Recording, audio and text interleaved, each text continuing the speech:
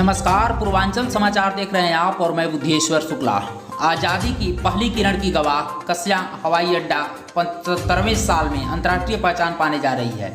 आज प्रधानमंत्री नरेंद्र मोदी व राज्यपाल आनंदीबेन पटेल व मुख्यमंत्री योगी आदित्यनाथ की मौजूदगी में कुशीनगर अंतर्राष्ट्रीय हवाई अड्डे का उद्घाटन करेंगे। यह यूपी का तीसरा व सबसे लंबे रनवे वाला एयरपोर्ट होगा। इतिहास में दर्ज होने वाली इस तारीख का हर व्यक्ति गवाह बनना चाहता है।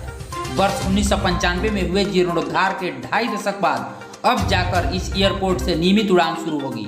रोजगार के क्षेत्र में पिछड़े इस जिले के लोगों को पर्यटन से कारोबार की बड़ी उम्मीद है। ब्रिटिश हुकूमत में देवरिया कुशीनगर का यह इलाका गन्ने की खेती के लिए जाना जाता था। तब यहाँ 13 चीनी मिलें स्थापित थी। वर्ष 1946 में अंग्रेज अफसरों के आवागमन के लिए कस्या के भलुही मदारी पट्टी गाँव में एरोड्रम का निर्माण किया गया। हालांकि अंग्रेज इसका उपयोग नहीं कर पाए। वर्ष 1954 में कुशीनगर में अंतर्राष्ट्रीय बौद्ध सम्मेलन का आयोजन हुआ, जिसमें चीन, ताइवान, तिब्बत, थाईलैंड समेत बौद्ध अनुयायी देशों के प्रतिनिधियों और राष्ट्राध्यक्षों ने भी प्रतिभाग लिया। इस कार्यक्रम के लिए कस्या के इस हवाई पट्टी का पहली बार प्रयोग किया गया। उसके बाद से इसे बिसरा दिया गया। धीरे धीरे अगल बगल के गाँव के लोगों ने हवाई पट्टी का उपयोग वाहन चलाना सीखने व फसलों की मड़ाई के लिए करना शुरू कर दिया। हवाई पट्टी के बीच से ही सड़क बन गई। वर्ष 1995 में प्रदेश में जब बसपा की सरकार बनी तो मुख्यमंत्री मायावती ने कुशीनगर की इस हवाई पट्टी के जीर्णोद्धार के लिए प्रयास शुरू किया। उस वक्त हवाई पट्टी के रनवे की मरम्मत के लिए इसके अलावा बाउंड्री वाल, प्रतीक्षालय, एटीसी बिल्डिंग, गेस्ट हाउस आदि का निर्माण कराया गया। केंद्रीय नागरिक उड्डयन मंत्री रहे गुलाम नबी आजाद से इसका उद्घाटन भी कराया गया। दुर्भाग्य की बात यह रही कि इस एयरपोर्ट से उड़ानें शुरू नहीं हो सकी। वर्ष 2008 में मुख्यमंत्री के तौर पर जब मायावती कुशीनगर आई थी तो अपने आध्यात्मिक गुरु ए.बी. ज्ञानेश्वर से मिलकर लौटी और मायावती ने कुशीनगर में अंतर्राष्ट्रीय एयरपोर्ट बनवाने की घोषणा की। इसके लिए प्रस्ताव भी केंद्र सरकार को भेजा, मंजूरी भी मिल गई, लेकिन निर्माण कार्य शुरू नहीं हो पाया।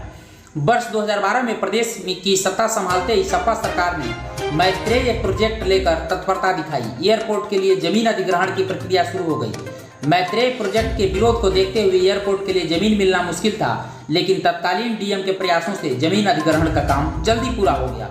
हवाई अड्डे के लिए भलुही मदारी पट्टी, बेलवा दुर्गा राय, बेलवा रामजस, नीबीडी, शाहपुर, कुरमौटा, बिसरौली, नरकटिया, पतया, पतई, नंदा छपरा, नकहनी व खोराबार के किसानों की जमीन का अधिग्रहण किया गया। पहली बार किसानों को अपनी जमीन के लिए सरकारी मालियत की दर से 4 गुना अधिक मुआवजा मिला। लिहाजा कई किसान खुद ही जमीन देने के लिए आगे आए। प्रदेश तीसरे अंतर्राष्ट्रीय हवाई अड्डे को अपने उद्घाटन के लिए भी लंबा इंतजार करना पड़ा। एयरपोर्ट का 3200 मीटर लंबा रनवे सबसे पहले बनकर तैयार हुआ। इसके बाद पुराने टर्मिनल बिल्डिंग का जीर्णोद्धार कर उद्घाटन की तैयारी शुरू हुई। कोरोना संक्रमण के चलते कार्यक्रम टल गया। इस दरमियान यहाँ नया एटीसी टावर और जर्मन फैब्रिक से नया टर्मिनल बिल्डिंग भी तैयार हुआ। एयरपोर्ट को सीधे कुशीनगर तक 4 लेन से जोड़ने के लिए 21 करोड़ की लागत से नई सड़क का निर्माण भी शुरू हुआ। पिछले साल ही इसका उद्घाटन श्रीलंका के राष्ट्रपति की मौजूदगी में कराने की योजना थी, लेकिन अंतर्राष्ट्रीय उड़ानों पर प्रतिबंध के लिए फिर मामला लटक गया। पर्यटन सूचना अधिकारी राजेश कुमार भारती ने बताया कि अभी कुशीनगर में हर साल 50,000 से अधिक विदेशी पर्यटक आते हैं। इसमें श्रीलंका, म्यांमार, थाईलैंड आदि बौद्धिस्ट देशों के लोग शामिल हैं।